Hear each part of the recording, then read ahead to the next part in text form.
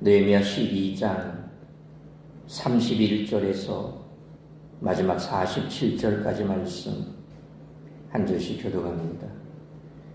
이에 내가 유다의 방백들을 성벽 위에 오르게 하고 또 감사 찬송하는 자의 큰 무리를 둘로 나누어 성벽 위로 대오를 지어 가게 하였는데 한 무리는 오른쪽으로 분문을 향하여 가게 하니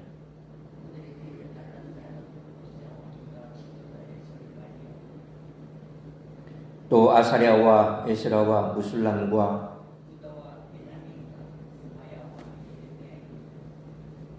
또 제사장들의 자손 몇 사람이 나팔을 잡았으니 요나단의 아들 스마야의 손자 mat단야의 증손 미가야의 현손 삭굴의 5대손 아삽의 6대손 스가랴와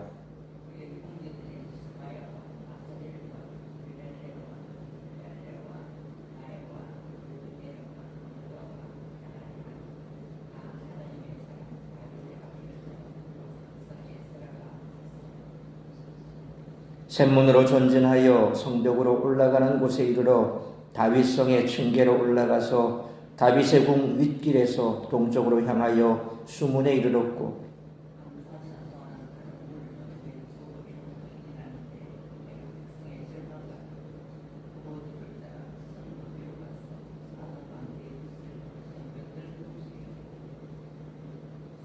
에브라임 문 위로 옛문과 어문과 하나넬 망대와 한미야 망대를 지나 양문에 이르러 감옥문에 멈춤에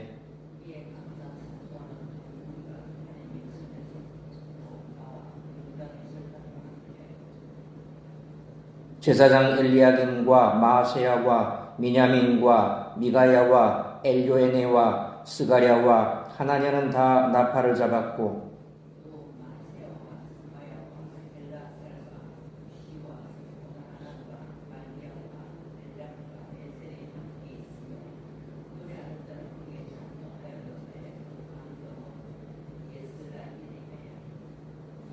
이날에 무리가 큰 제사를 드리고 심히 즐거워하였으니 이는 하나님이 크게 즐거워하게 하셨습니다.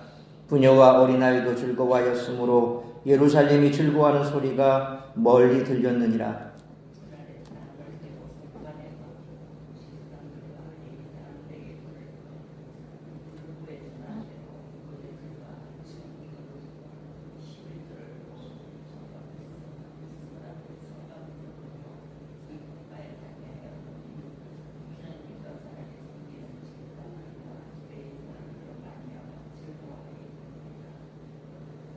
그들은 하나님을 섬기는 일과 전례의 일을 힘썼으며 노래하는 자들과 문지기들도 그러하여 모두 다윗과 그의 아들 솔로몬의 명령을 따라 행하였으니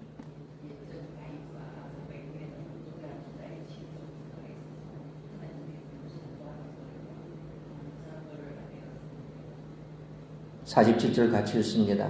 스룹바벨 때와 느헤미야 때에는 온 이스라엘이 노래하는 자들과 문지기들에게 날마다 쓸 몫을 주되 그들이 성별한 것을 레위 사람들에게 주고 레위 사람들은 그것을 또 성별하여 아론 자손에게 주었느니라.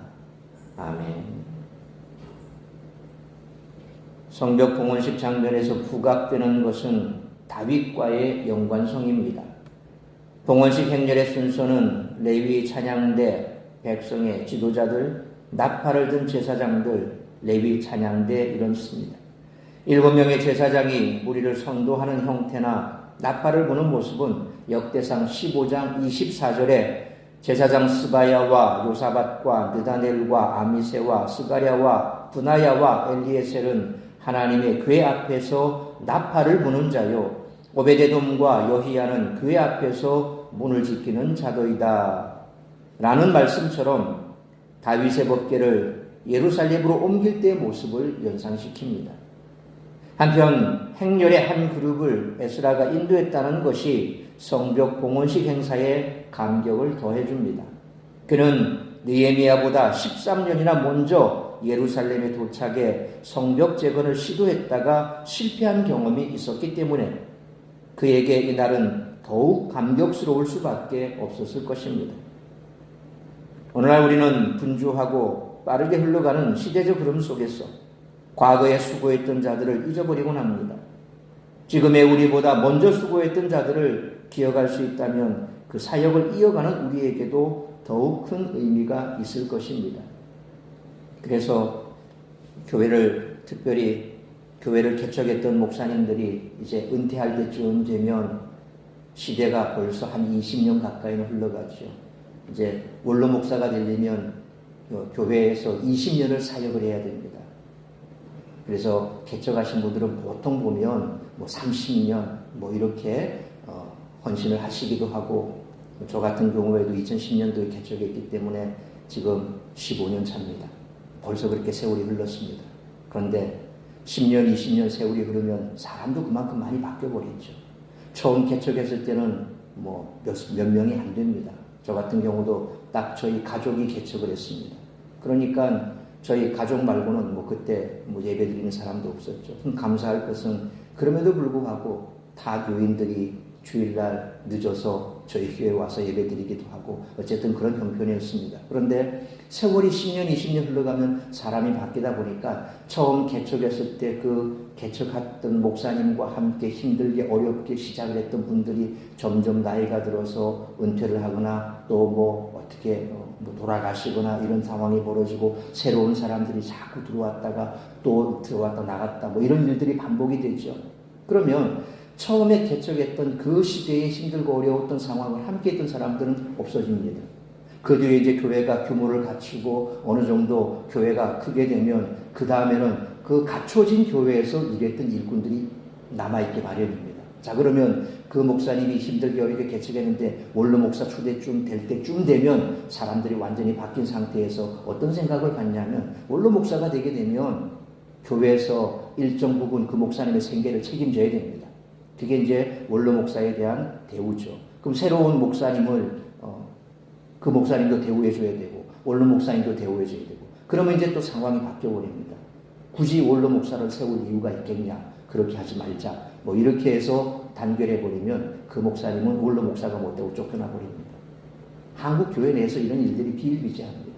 또 원로 목사로 추대할 때 그때 함께 결의했던 내용과 다르게 또 다른 내용을 추가시켜서 점점 원로 목사 추대할 때 내용은 달라져 버리고 또 그 목사님에 대한 대우도 달라져 버립니다. 그러니까 교회가 과거에 그 교회가 세워질 당시에 힘들고 어려운 상황들을 기억 못하는 겁니다. 못할 수밖에 없죠. 그때 없었으니까. 지금 그냥 교회가 다 체계를 갖추고 다 괜찮아진 이 시대에 있던 사람들은 과거를 생각하지 못합니다. 교회뿐만 아닙니다. 여러분의 삶도 마찬가지 아닙니까? 여러분이 처음 결혼해서 자녀를 낳을 때 상황이 좋았습니까? 대부분 보면 그때 당시 60년대, 70년대 혹은 그 전에는 상황이 엄청 좋지 않았습니다. 그렇게 힘들게 자녀를 키워왔는데 나중에 자녀들이 다 장성하고 나서 여러분들이 부모님의 그 어려운 시절 그 자녀를 키울 때 그 마음 과연 얼마나 이해할까요? 그 이해하기가 참 힘듭니다. 자기는 그냥 어쨌든 스스로 큰 것처럼 그렇게 생각을 해버립니다. 참 마음속을 붓죠. 과거를 기억할 수 있다는 것은 그만큼 중요한 겁니다. 교회든 개인이든 혹은 나라든 역사든. 이번에 독립기념관 관장하는 얘기 들어봤습니까? 광복은 연합군이 준 선물이다. 그러면 그 전에 독립운동하면서 지금도 그 독립운동했던 후손들은 지지리도 강하게 찹니다.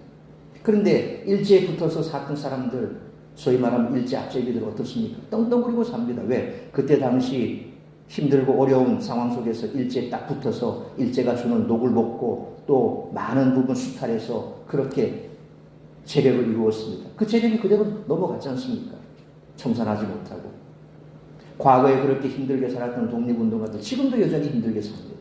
그런데 그렇게 독립운동한다고 모든 가산을 다 털어서 했던 그런 독립운동가의 그 몫은 어디가 있습니까?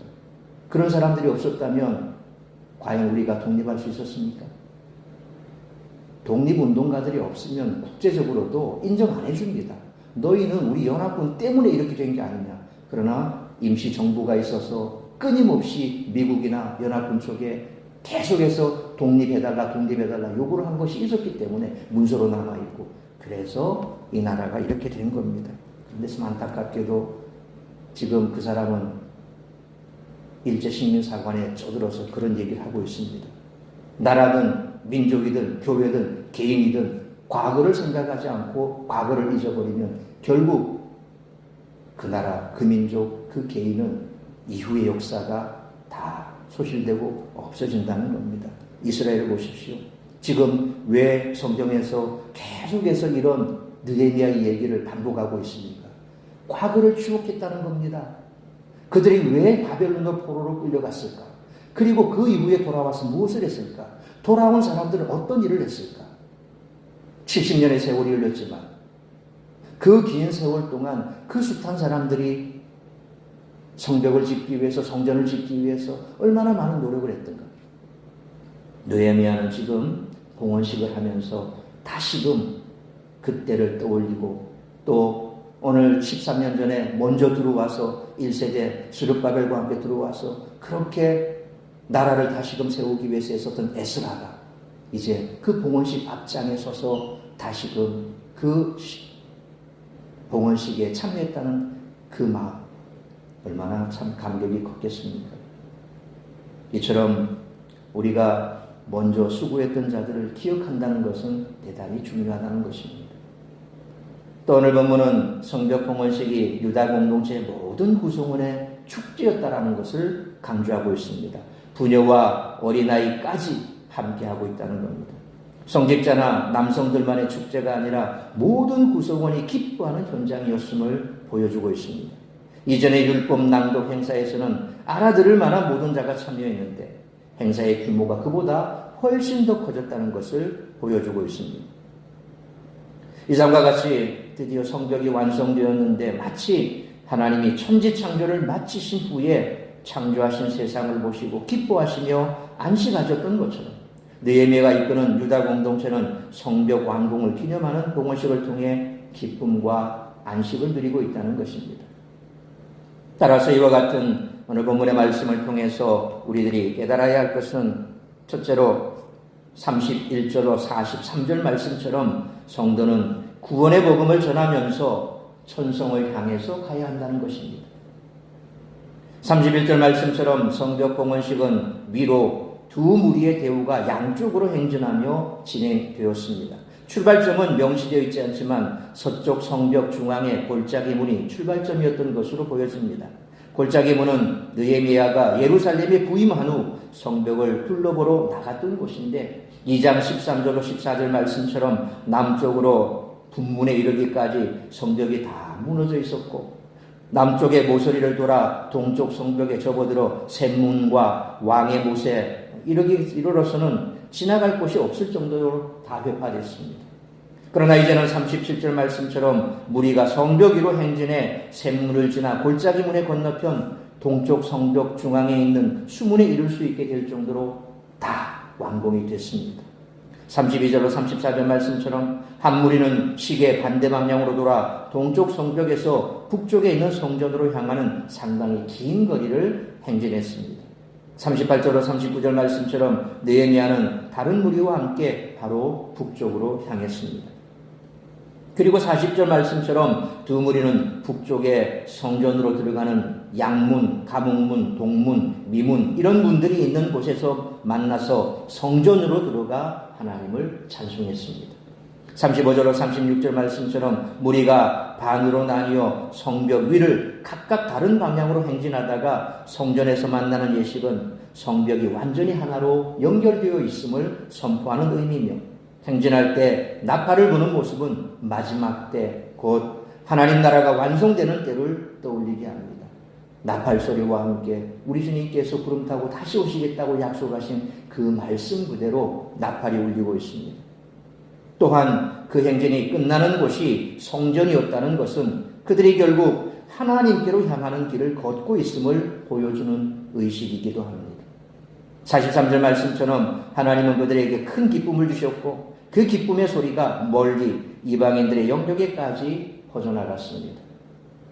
그러므로 봉헌식의 종착지가 성전이었던 것처럼 우리들 역시 신앙의 여정의 종착지인 천성을 향해서 매일매일 기쁨으로 걸어갈 때 구원의 복음을 널리 전하면서 가는 우리 모두가 되시기를 축원합니다. 두 번째로 44절로 마지막 47절 말씀처럼 교회가 교회로서의 사명을 잘 감당해야 한다는 것입니다.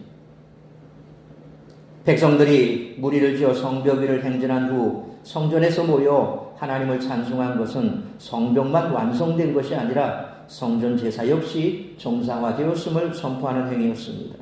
10장 32절로 39절 그리고 오늘 본문 44절 말씀처럼 성전 정상화의 가장 확실한 증거는 제사장과 레위인들이 성전 일에 전념할 수 있게 된 것입니다. 백성들이 제물과 11조를 기쁘게 바쳤기 때문입니다. 성전이 정상화된다는 것은 솔로몬이 성전을 완공한 때의 상태로 돌아간다는 의미인데, 느헤미야는 46절 말씀처럼 다윗과 솔로몬 시대에는 노래하는 자들을 지도하는 사람이 따로 있었을 정도로 감사와 찬송을 드리는 사역이 전문적으로 이루어졌다는 것을 설명합니다. 이는 다윗과 솔로몬 때는 왕이 하나님을 찬양하고 예배하는데 얼마나 전심을 다했는지 말해줍니다. 이스라엘이 왕국의 위상을 갖추고 있을 때에는 이처럼 왕이 백성에게 세금을 걷어 제사장과 레위인들이 성전일에 전념할 수 있도록 그들의 생계를 책임져 주었던 것입니다. 그러나 47절 말씀처럼 스룹바벨로부터 느헤미야 때까지 곧 포로자지에서 귀환해서 아직 바사의 성령으로 있는 상황에서는 온 이스라엘이 자발적으로 레위인들의 쓸 것을 몰아주었고, 레위인들이 다시 그들의 것을 모아 제사장이 주는 방식으로 그들의 생계가 유지되었던 것입니다. 이를 통해 성전이 제사장과 레위인의 분긴 역할을 하게 되었고, 하나님 나라의 신앙적 정체성을 바로잡는 데 큰 역할을 할 수 있었던 것입니다. 그러므로 주님의 몸된 교회가 목회자의 분깃이 되고, 성도는 교회를 통해 영육의 축복과 신앙의 정체성을 올바로 세워가는 우리 사랑스러운 교회와 성도님들 되시기를 축원합니다. 사랑하는 성도 여러분, 예루살렘 성벽을 재건하는데 지도자와 백성의 구별이 없었던 것처럼 우리가 교회를 세우는데 교역자와 평신도가 따로 있을 수가 없다는 것입니다. 모든 성도가 함께 이 사명을 충성스럽게 감당한다면 기쁨과 안식을 누리게 될 것이고, 주님이 우리를 기쁘게 받으시는 은혜를 누리게 될 줄 믿습니다. 그러므로 신앙의 여정의 종착지인 천성을 향해 매일매일 기쁨으로 걸어갈 때 구원의 복음을 널리 전하면서 가야 할 뿐만 아니라 주님의 몸된 교회가 목회자의 분깃이 되고, 성도는 교회를 통해 영육의 축복과 신앙적인 정체성을 올바로 세워가는 우리 사랑스러운 교회와 성도님들 되시기를 주님의 이름으로 축원합니다. 기도하겠습니다. 걸어가신 아버지 하나님, 은혜와 사랑을 감사합니다. 오늘 주신 말씀 우리가 다시 한번 가슴에 새기며 우리가 이 땅을 살아감에 있어 종착지는 분명히 정해져 있습니다. 우리는 천성을 향해서 걸어가는 순례자들입니다. 그렇게 천성을 향해서 걸어갈 때에 그냥 뚜벅뚜벅 걸어가는 것이 아니라 우리는 나팔을 불어야 합니다. 복음의 나팔을 불어야 합니다. 주님이 이 땅에 다시 오실 날이 다가왔다고 그들에게 경각심을 가지라고 복음의 나팔을 불어야 합니다. 그래서 우리가 천성을 향해서 걸어가는 그 노정에 죽어가는 많은 영혼들이 이 복음의 나팔을 듣고 주께로 돌아와 구원 얻고 그들과 또 손붙들고 천성을 향해서 기쁨으로 걸어가야 할 일들이 반복되어야 할 줄 믿습니다. 교회의 사명이 그것이고 우리가 받은 사명이 그것입니다.